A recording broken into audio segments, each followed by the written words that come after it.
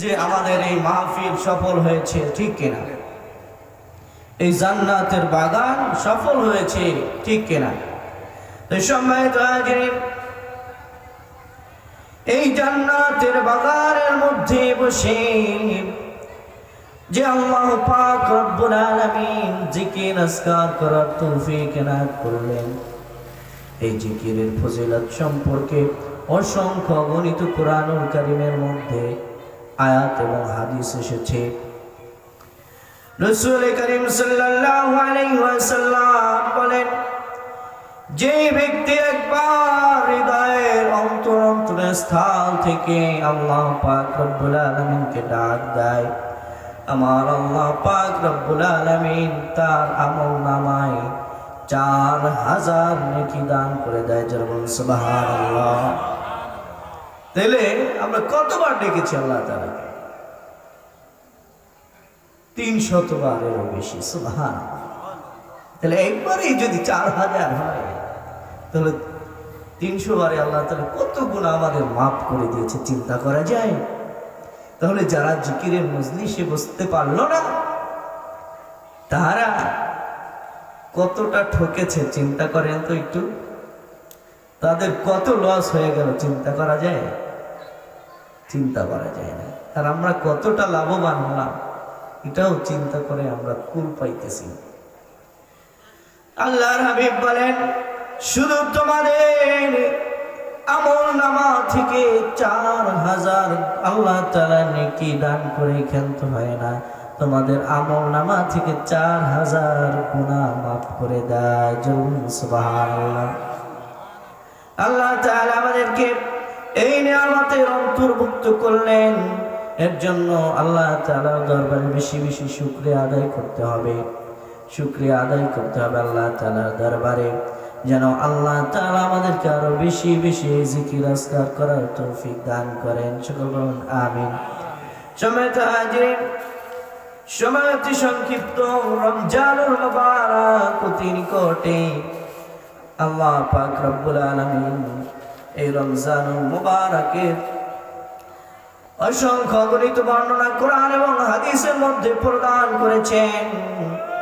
আল্লাহ পাক রব্বুল আলামিন এই 11-12টা মাসের মধ্যে আল্লাহ তাআলা আমাদেরকে মুসলমানদের কল্যাণের জন্য, নাজাতের জন্য, হেদায়েতের জন্য একটা শ্রেষ্ঠ মাস নির্ধারণ করেছেন। এই মাসটার নাম কি? সকলে বলুন, চিৎকার করে বলুন। এই মাসের নাম কি? এটা কেন দিলেন? আমাদেরকে গুনাহ মাফ করার জন্য, আল্লাহ তাআলা আমাদেরকে হেদায়েত দান করার জন্য দান করলেন। সুবহানাল্লাহ। সম্মানিত হাজিরিন, আল্লাহ পাক রব্বুল আলামিন এই মাসটাকে আমাদেরকে স্পেশাল মাস হিসেবে দান করেছেন। সুবহানাল্লাহ। এবং এই মাসটার মর্যাদা আল্লাহ পাক রব্বুল আলামিন দান করেছেন এত কেন? কারণ হচ্ছে প্যারা নবী সাল্লাল্লাহু আলাইহি সাল্লামের উম্মতদেরকে মুত্তাকি বানানোর জন্য এই মাসটার এত মর্যাদা, নবীজির খাতিরে। জোরে বলুন সুবহানাল্লাহ। কুরআনুল কারীমের খাতিরে আল্লাহ পাক রব্বুল আলামিন সূরাতুল বাকারার 183 নম্বর আয়াতের মধ্যে ঘোষণা করেন, ইয়া আইয়ুহাল্লাযীনা আমানু কুতিবা আলাইকুমুস সিয়াম কামা কুতিবা আলাল্লাযীনা মিন ক্বাবলিকুম লাআল্লাকুম তাত্তাকুন। আল্লাহু আকবার। আমার আল্লাহ পাক রব্বুল আলামিন বলেন, হে ইমানদারগণ, তোমাদের উপরে রোজাকে ফরজ করা হয়েছে যেমনি ভাবে তোমাদের পূর্ববর্তীদের উপরে রমজানুল মুবারকের রোজাকে ফরজ করা হয়েছিল। যেমন সুবহানাল্লাহ। আর এই রোজা ফরজ করা হয়েছে কি জন্য? আল্লাহ পাক রব্বুল আলামিন পরবর্তী অংশে জানায় দিলেন, লাআল্লাকুম তাত্তাকুন। যেমন সুবহানাল্লাহ। যে তোমাদের আল্লাহ তাআলার ভীতি অর্জন করার জন্য এই রমজানুল মুবারকে রোজা ফরজ করা হয়েছে। সম্মানিত হাজিরিন, এই রমজানুল মুবারকের শিক্ষা থেকে সাহাবায়ে কেরাম কেমন শিক্ষা নিয়েছেন হাদিসের মধ্যে এসেছে। এই আল্লাহ তাআলার ভয় থেকে, আল্লাহ তাআলার তাকওয়া, আল্লাহ তাআলার ভয় সাহাবায়ে কেরাম নবীজির আদর্শ থেকে এই রমজানুল মুবারক থেকে কেমন গ্রহণ করেছেন একটা হাদিসের মাধ্যমে শোনাইতে চাই। শুনবেন নাকি? শুনতে চান? নবীজি সাল্লাল্লাহু আলাইহি ওয়াসাল্লাম একজন সাহাবী, নবীজির ইন্তেকালের পরে দ্বিতীয় খলিফা হযরত ওমর রাদিয়াল্লাহু তাআলা এর জামানায়, যখন ওমর রাদিয়াল্লাহু তাআলা অর্ধ পৃথিবীর বাদশা। কে অর্ধ পৃথিবীর বাদশা? একটু কথা বলবেন আমার সাথে। হযরত ওমর রাদিয়াল্লাহু তাআলা, দেখুন সাহাবায়ে কেরাম আল্লাহ তাআলার ভয় অন্তরের মধ্যে পয়দা করার মাধ্যমে দুনিয়ার মহব্বত অন্তর থেকে কেমন উঠে দিছে, উঠে আখিরাতের মহব্বত কেমন বসাইছে, এই কথাটা আপনাদেরকে বোঝানোর জন্য এই ঘটনাটা টানতেছি হাদিস থেকে। এই নবীজির সাহাবী হযরত ওমর রাদিয়াল্লাহু তাআলা এর খেলাফত আমলে প্যারা নবী সাল্লাল্লাহু আলাইহি ওয়াসাল্লামের একজন সাহাবী, বয়স্ক সাহাবী আব্দুল্লাহ আমির আল জুমাহি রাদিয়াল্লাহু তাআলা আনহু। সময় সংক্ষিপ্তের জন্য সংক্ষেপ করতেছি। তাকে হিমসের গভর্নর নিযুক্ত করা হলো। খেয়াল করে শুনুন, হিমসের গভর্নর নিযুক্ত করার পরে আমিরুল মুমিনিন বেশ কিছুদিন পরে হিমস থেকে কিছু লোক আসলো, জিজ্ঞাসা করলো যে এই হিমসের মধ্যে 100 গরিব মানুষের তালিকা দাও, 100 গরিব মানুষের তালিকা দাও। 100 গরিব মানুষের তালিকা দেওয়া হলো। এই 100 গরিবের তালিকার মধ্যে 1 নম্বরে যার লিস্টটা এসেছে তিনি হচ্ছেন হিমসের রাজা, হিমসের গভর্নর আব্দুল্লাহ আমির আল জুমাহি রাদিয়াল্লাহু তাআলা আনহু। বলেন সুবহানাল্লাহ। চিন্তা করা যায়, একজন বাদশা, একজন প্রেসিডেন্ট, যিনি একটা প্রদেশের গভর্নর, তার প্রদেশের মধ্যে 100 গরিব মানুষের মধ্যে সবচাইতে গরিব হয়েছে হলো ওই হিমসের গভর্নর, যিনি হিমসের রাজা, যিনি। তাহলে চিন্তা করা যায়, একজন রাজা তার রাজ্যের মধ্যে সবচাইতে গরিব বেশি, তাইলে দুনিয়ার মহব্বত অন্তর থেকে কেমন ভাবে উঠাইছে চিন্তা করা যায়। হায় বর্তমান জমানায় কেউ যদি কোনো সামান্য একটু পদের মালিক হয়, তাই না, তার ঢাকায় বাড়ি গাড়ি করতে সময় লাগে না, ঠিক কিনা? কিন্তু একজন রাষ্ট্রের গভর্নর, তার রাষ্ট্রের মধ্যে সবচাইতে গরিব বেশি তিনি। চিন্তা করা যায়, এটা কি এমনি এমনি সম্ভব? আল্লাহ তাআলার ভীতি তার অন্তরের মধ্যে পয়দা হয়ে গেছে, এই ভীতি পয়দা হয়ে যাওয়ার কারণে সম্ভব হয়েছে। সম্মানিত হাজিরিন, ওমর রাদিয়াল্লাহু তাআলা আনহু এই ঘটনা দেখে তিনি অবাক হয়ে গেলেন। হায়, এই কেমন গভর্নর, তার রাজ্যের মধ্যে 1 নম্বরে যার তালিকায় নাম আসছে তিনি হচ্ছেন হিমসের গভর্নর আব্দুল্লাহ আমির আল জুমাহি রাদিয়াল্লাহু তাআলা আনহু। ওমর রাদিয়াল্লাহু তাআলা আনহুর মনের ভিতরে আবেগ জেগে উঠল। তাকে খুশি হইয়া সঙ্গে সঙ্গে 1000 স্বর্ণ মুদ্রা, যে রাষ্ট্রের দূত চিঠি নিয়ে আসছে, 100 গরিব মানুষের তালিকা নিয়ে আসছে, তার কাছে 1000 স্বর্ণ মুদ্রা হাদিয়া দিয়া দিছে। সুবহানাল্লাহ। চিন্তা করা যায়, 1000 স্বর্ণ মুদ্রা হাদিয়া, যেহেতু গরিব, হিমসের গভর্নর 1000 স্বর্ণ মুদ্রা দিছে, বর্তমান জমানায় প্রায় 1 কোটি টাকার মতো হবে। এই স্বর্ণ মুদ্রা যা হিমসের গভর্নর আব্দুল্লাহ আমির আল জুমাহির হাতে ওই রাষ্ট্রের দূত তিনি দিচ্ছেন। দেওয়ার পরে তিনি বলেছেন ইন্না লিল্লাহি ওয়া ইন্না ইলাইহি রাজিউন। তার স্ত্রী দৌড়ায় আসছে, কি রে এত জোরে ইন্না লিল্লাহ বললেন, কেউ মেন্তেকাল করছে? ইসলামের কোনো ক্ষতি হয়েছে নাকি? তখন আব্দুল্লাহ আল জুমাহি রাদিয়াল্লাহু তাআলা আনহু জবাব দিচ্ছে, দেখুন আল্লাহ তাআলার প্রেম, আল্লাহ তাআলার ভালোবাসা, আল্লাহ তাআলার প্রতি তাকওয়া। ও স্ত্রী দেখো দেখো, আমার ঘরের মধ্যে দুনিয়াকে ঢুকায়া দেওয়া হচ্ছে, আখিরাতকে বাদ দিয়ে দুনিয়া ঢুকানো হইতেছে। আমাকে আমিরুল মুমিনিন 1000 স্বর্ণ মুদ্রা হাদিয়া দিছে। আমি এই রাষ্ট্রদূত থাকতে থাকতে এই হিমসের যত গরিব মানুষ আছে, সমস্ত গরিব মানুষের মধ্যে এই 1000 স্বর্ণ মুদ্রা বন্টন করে দিতে চাই। যেমন সুবহানাল্লাহ। স্ত্রীও তো যেমন তেমন না, যেমন সাহাবী যেমন স্ত্রী। আল্লাহ তাআলা তো কোরআনের মধ্যে বলেছেন যে যে যেমন তার সাথে তেমনই মিলে দেয়। সুবহানাল্লাহ। স্ত্রীও রাজি হয়ে গেলেন। ওই রাষ্ট্রের যিনি বার্তা বাহক, ওই দূত থাকতে থাকতে 1000 স্বর্ণ মুদ্রা সমস্ত গরিব মানুষের মধ্যে বিলায় দিলেন। সুবহানাল্লাহ। দেখছেন আল্লাহ তাআলার প্রেম কি, আল্লাহ তাআলার প্রতি তাকওয়া কি। সম্মানিত হাজির, এই ঘটনা দেখে রাষ্ট্রদূত অবাক, পাত্রবাহক অবাক হয়ে গেলেন। অবাক হয়ে দৌড়া আবার আমিরুল মুমিনিন খলিফাতুল মুসলিমিনের কাছে দৌড়ে আসলেন। আয়েশা এই ঘটনা বর্ণনা করলেন, বললেন কি করছেন আমিরুল মুমিনিন? আপনি আব্দুল্লাহ আল জুমাহি রাদিয়াল্লাহু তাআলা কে 1000 স্বর্ণ মুদ্রা হাদিয়া দিয়া দিয়েছেন, তিনি তো ওইগুলা সব গরিব মানুষের মধ্যে বন্টন কইরা দিছে।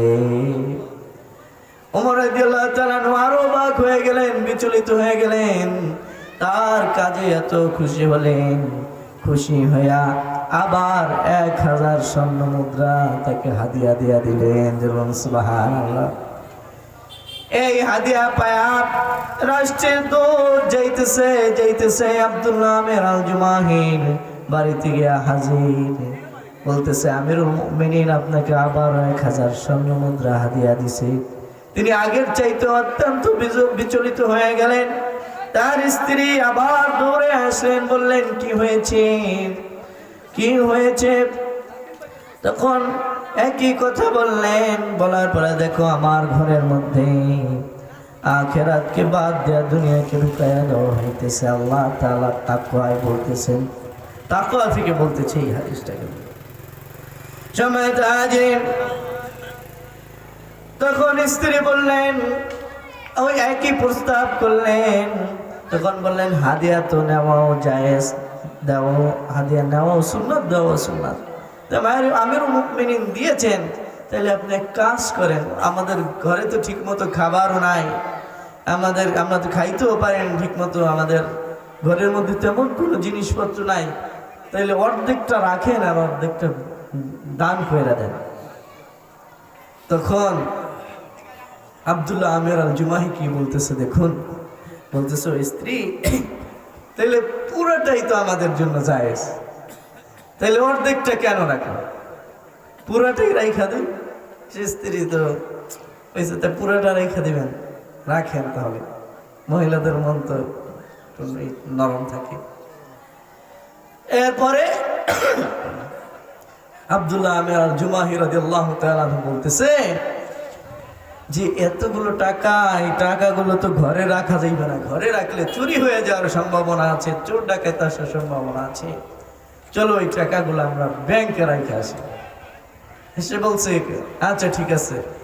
তাই বলছে দুনিয়ার ব্যাংক তো নিরাপদ নয়, চলো এই টাকাগুলো আমরা আল্লাহ পাক রব্বুল আলামিনের ব্যাংকে রেখে আসি। যেমন সুবহানাল্লাহ। তখন কি আর বুঝতে বাকি আছে যে এই 1 টাকাও তার স্বামী আর রাখবে না? সুবহানাল্লাহ। তখন আব্দুল্লাহ আল জুমাহি রাদিয়াল্লাহু তাআলা আনহু আবারও 1000 স্বর্ণ মুদ্রা হিমসের গরিব মানুষের মধ্যে বিলায়া দিলেন। যেমন সুবহানাল্লাহ। এই ঘটনা যখন আমিরুল মুমিনিন খলিফাতুল মুসলিমিন হযরত ওমর রাদিয়াল্লাহু তাআলা আনহু শুনতে পাইলেন। তার মনের ভিতরে কৌতূহল জাগলো, তিনি আবেগাপ্লুত হয়ে গেলেন। বললেন, আমি হিমসের গভর্নর আব্দুল্লাহ আমির আল জুমাহিকে দেখতে যাব। সুবহানাল্লাহ। কাফেলা রেডি করা হলো।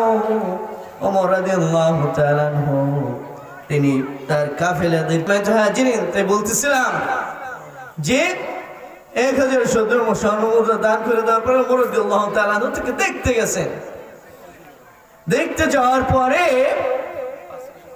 এখন অসংখ্য গণিত মানুষ, অর্ধ পৃথিবীর বাদশা, শেখ হাসিনা এলে গাড়ি ঘোড়া সব বন্ধ হয়ে যায়, অসংখ্য মানুষ জড়ো হয় না সেখানে, শুধু বাংলাদেশি প্রেসিডেন্ট, আর তিনি হচ্ছেন অর্ধ দোজাহানের বাদশা। সুবহানাল্লাহ। মানুষ জমা হয়ে গেছে। তাই আমিরুল মুমিনিন খলিফাতুল মুসলিমিন ওমর রাদিয়াল্লাহু তাআলা আনহু বসছেন, তার আসনে বসছেন, তার পাশেই আব্দুল্লাহ আমির আল জুমাহি রাদিয়াল্লাহু তাআলা আনহুকে বসাইছেন। বসে এত গর্বে তিনি বুকটা বইরা দিতেছে, এমন একজন ন্যায়পরায়ণ বাদশা আমি এই রাষ্ট্রে দিছি, কত গর্বিত আমি। তখন ওমর রাদিয়াল্লাহু তাআলা আনহু জিজ্ঞাসা করতেছেন, তোমাদের আমিরুল মুমিনিন কেমন রাষ্ট্র পরিচালনা করেন? একজন বুড়া দাঁড়ায় বলতেছে, আমিরুল মুমিনিন আমাদের রাজা যেইভাবে রাষ্ট্র পরিচালনা করেন তার বিরুদ্ধে একটা অভিযোগ আছে, তাকে আমরা দিনের বেলায় পাই কিন্তু রাতের বেলায় পাই না। চিন্তা করা যায়? এখন তো সপ্তাহে 2 দিন ছুটি, রাইতে কি কেউ ডিউটি করে? কিন্তু তার অভিযোগ হচ্ছে তার রাজাকে রাত্রে পায় না, দিনের বেলায় পায়। এরপরে তার দেখা দেখি আর একজন দাঁড়ায় গেছে। দাঁড়ায় যাওয়ার পরে বলতেছে, ভাই বলো তোমার অভিযোগ কি? তিনি বলতেছেন, ও আমিরুল মুমিনিন, আমাদের যিনি আমির আকাবের, আমাদের রাজা, উনি প্রত্যেক দিন একটু দেরি কইরা আসেন, মাঝে মাঝে দেরি কইরা আসে, সময় মতো অফিসে আসতে পারে না। এরপরে আর একজন দাঁড়ায় গেছে। দাঁড়ায় যাওয়ার পরে বলতেছে, আমিরুল মুমিনিন খলিফাতুল মুসলিমিন, আমাদের রাজাকে মাসে একবার অফিসে পাই না, অফিসে আসে না, বন্ধ দেয়। এরপরে দাঁড়াইতেছে, ওমর রাদিয়াল্লাহু তাআলা আনহু সব বসায় দিছে, বসো। এরপরে রাজাকে আসামির কাঠগড়ায় দাঁড় করায় দিছে জনগণ। চিন্তা করা যায়? আর এখন যদি আমাদের প্রাইম মিনিস্টার সম্পর্কে কিছু ফেসবুকে লিখলেও তাকে অ্যারেস্ট হইতে হয়, ঠিক কিনা? আর এইরকম মজলিসের মধ্যে রাজাকে আসামির কাঠগড়ায় দাঁড় করায় দিছে। এবার প্রশ্ন করতেছে, বলতেছে, ও রাজা জবাব দেন, আপনাকে কেন মানুষ দিনের বেলায় পায়, রাতের বেলায় পায় না? এবার আব্দুল্লাহ আমির আল জুমাহি রাদিয়াল্লাহু তাআলা আনহু বলতেছে, আমিরুল মুমিনিন খলিফাতুল মুসলিমিন, আমি আমার জীবনকে 2টা অংশে ভাগ করে নিয়েছি। আমি দিনের বেলায় একটা অংশ আল্লাহর বান্দাদেরকে সময় দেই, আর রাতের বেলায় আমার একজন মালিক আছে, আমি সেই মালিকের সামনে দাঁড়াইয়া যাই। সুবহানাল্লাহ। বলতেছিলাম, এরপরে 2 নম্বর প্রশ্ন, যে তুমি কেন দেরি করে আসো, সময় মতো অফিসে আসতে পারো না? এবার আমিরুল মুমিনিন খলিফাতুল মুসলিমিনের কাছে হিমসের গভর্নর জবাব দিচ্ছে, ও আমিরুল মুমিনিন, আমার তো কোনো কাজের লোক নাই, আমি আর আমার স্ত্রী কাজকর্ম শেষ কইরা আস্তে আস্তে দেরি হয়ে যায়, আমি আমার স্ত্রীকে একটু সহযোগিতা করি, এর জন্য মাঝে মাঝে, প্রত্যেক দিন নয়। দেখছেন, একজন রাষ্ট্রের প্রধান, তার বাসায় কাজের লোক নাই, তার স্ত্রীকে তিনি কাজে সাহায্য করেন। সুবহানাল্লাহ। এটা কিসের থেকে? তাকওয়া থেকে অর্জিত হয়েছে। তাই সময় হাজির বলতেছে আমি মুমিনিন আমার স্ত্রীকে সাহায্য করি, এর জন্য কাজ শেষ করতে করতে একটু দেরি হয়ে যায়, এর জন্য একটু পরে আসি। আর সময় তো হাজির 3 নাম্বারটা বাকি রয়ে গেল।